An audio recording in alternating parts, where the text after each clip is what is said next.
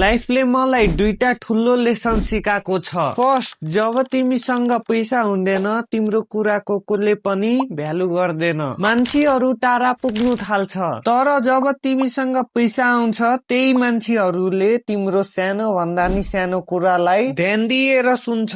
किनभने आजको टाइममा मान्छेहरूले ट्यालेन्ट हेर्दैन, पैसा मात्र हेर्छ। त्यही भएर आज तिमी स्ट्रगल गरिरहेछ भने हेर्नु को तिम्रो सपोर्टमा छ अनि को डिमोटिभेट गर्नेतिर छ।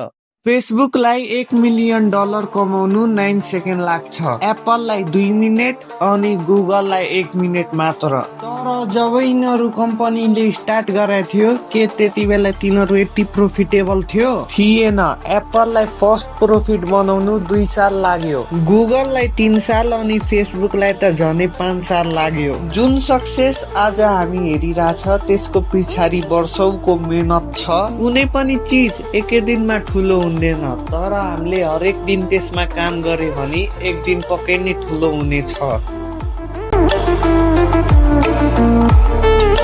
यो मान्छेलाई तपाईहरुले चिन्नुहुन्छ?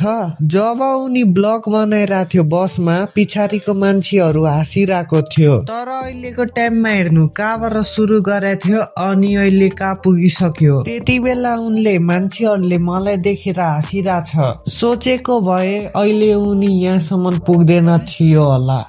मेहनतले कहिले पनि धोका दिँदैन। तर प्रब्लम यो हो कि मान्छेहरू छिट्टै हार मान्छ। बाटो गाह्रो छ भनी नरुक, एकचोटि सोच, सजिलो भएको भई सबले गर्थ्यो। एकचोटि सोचेर हेर्नु, यदि कोही केटा आफ्नो कपाल लामो गरेर कुनै पनि एक्जामको तयारी गर्छ तर त्यो एक्जाममा केटा फेल भयो भने मान्छेहरूले भन्छ पढाइ भन्दा धेरै ध्यान त कपालमा थियो, त्यही भएर फेल भएको हो। तर यदि त्यो केटा पास भएको भए त्यही मान्छेहरूले भन्थ्यो पढाइमा यति बिजी थियो केटा कपाल काट्ने पनि टाइम पाएन।